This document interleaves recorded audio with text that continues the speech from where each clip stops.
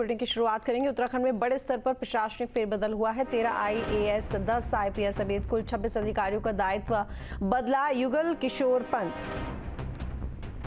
को सचिव भाषा की अतिरिक्त जिम्मेदारी दी गई है। रीना जोशी को CEO स्वास्थ्य प्राधिकरण बनाया गया है। आनंद श्रीवास्तव को अपर सचिव कृषि बनाया गया है और मनोज गोयल अपर सचिव सैनिक कल्याण और उच्च शिक्षा बने हैं। हिमांशु खुराना को अपर सचिव वित्त की जिम्मेदारी दी गई है। अभिषेक रोहेला को अपर सचिव कौशल विकास की अतिरिक्त जिम्मेदारी दी गई है। नितिका खंडेलवाल को अपर सचिव IT बनाया गया है। अनुराधा पाल को परियोजना निदेशक आजीविका मिशन बनाया गया है। गौरव कुमार होंगे शहरी विकास के निदेशक। वरुण चौधरी को अपर सचिव हेल्थ बनाया गया है। नंदन कुमार होंगे नगर आयुक्त हरिद्वार। PCS निधि यादव को अपर सचिव कृषि बनाया गया है। तो बता दें आपको, बड़ा फेरबदल हुआ है प्रशासनिक लेवल पर और प्रशासनिक स्तर पर ये बड़ा फेरबदल। तो बता दें आपको कि व्यवस्थाओं को बेहतर करने के लिए ये जो बदलाव हैं किए गए हैं। तो उत्तराखंड में बड़े स्तर पर प्रशासनिक फेरबदल हुआ है। 13 IAS, 10 IPS समेत कुल 26 अधिकारियों का दायित्व बदला है। युगल किशोर पंत को सचिव भाषा की अतिरिक्त जिम्मेदारी। रीना जोशी को CEO स्वास्थ्य प्राधिकरण बनाया गया है। आनंद श्रीवास्तव को अपर सचिव कृषि बनाया गया है। मनोज गोयल अपर सचिव सैनिक कल्याण और उच्च शिक्षा बने। हिमांशु खुराना को अपर सचिव वित्त की जिम्मेदारी दी गई है। अभिषेक रोहेला को अपर सचिव कौशल विकास की अतिरिक्त जिम्मेदारी दी गई है। नितिका खंडेलवाल को अपर सचिव IT बनाया गया है। तो अजीत राठी हमारे साथ में जुड़ गए हैं मामले पर जानकारी के लिए। अजीत, बड़ा फेरबदल किया गया है प्रशासनिक लेवल पर और जानकारी मिल रही है कि यहाँ पर 13 IAS और 10 IPS समेत कुल 26 अधिकारियों का तबादला कर दिया गया है, दायित्व बदल दिया गया है। इतनी बड़ी संख्या में फेरबदल अचानक से क्यों?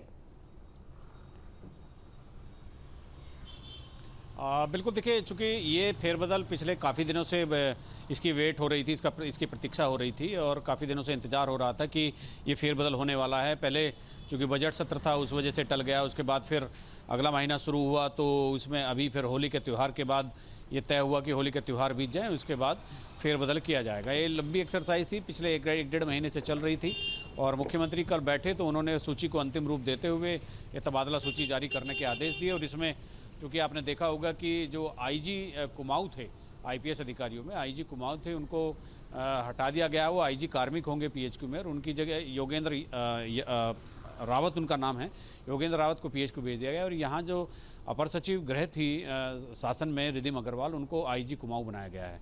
कुमाऊँ में लॉ एंड ऑर्डर की प्रॉब्लम आप देख रहे होंगे पिछले दिनों से काफ़ी हो रही थी, तो इसीलिए वहाँ के IG को चेंज कर दिया गया और IG के पद पर रिधिम अग्रवाल को वहाँ पर भेजा गया है। इसी तरह से SDRF के IG अरुण मोहन जोशी बनाए गए हैं।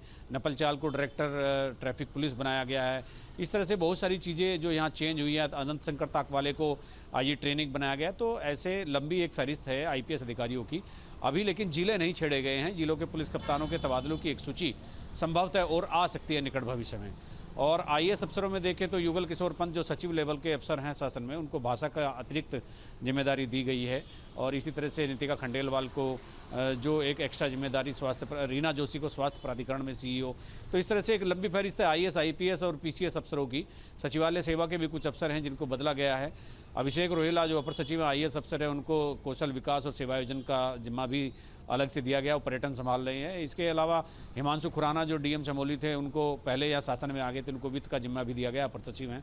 तो इस तरह से एक लंबी लिस्ट आज शासन ने जारी की है, जिससे और सभी को बहुत यथाशीघ्र अपने जो नए तैनाती स्थल हैं या नए दायित्व है उनको ज्वाइन करने के आदेश दिए गए हैं। जी बिल्कुल ठीक है, लेकिन जाहिर तौर पर बड़े स्तर पर बदलाव हुआ है तो व्यवस्थाओं को बेहतर करने के लिए ही हुआ होगा। अब ये जो 26 अधिकारी हैं जिनका बदलाव हो गया है, कितने दिन में ये अपनी अपनी जिम्मेदारियां संभाल लेंगे? नहीं, इनके चूंकि आदेश में कार्मिक विभाग या गृह विभाग जब आदेश जारी करता है IAS IPS अफसरों के, तो उसमें लिखा रहता है कि वो यथाशीघ्र अपनी जिम्मेदारी नए जो कार्यक्षेत्र उनका नया है, जो नवीन तैनाती स्थल है, जैसे शासन में अगर किसी को नया विभाग मिला है तो शासन में तो अधिकारी यहीं पर रहते हैं, उन नए विभाग का दायित्व तो आज ही संभाल लेंगे। और अगर किसी को जैसे IG कुमाऊँ को जाना है कुमाऊँ में, तो हो सकता है आज शाम या कल तक या परसों तक या 1-2 दिन ले भी लें, चूँकि जिनको दूर जाना है उनको छूट दी जाती है, लेकिन जो शासन में रहते हैं उनसे कहा जाता है कि वो 24 घंटे के अंदर अपनी जिम्मेदारियों का निर्वहन कर लें। जी चलिए ठीक है, बहुत शुक्रिया आपका तमाम जानकारी के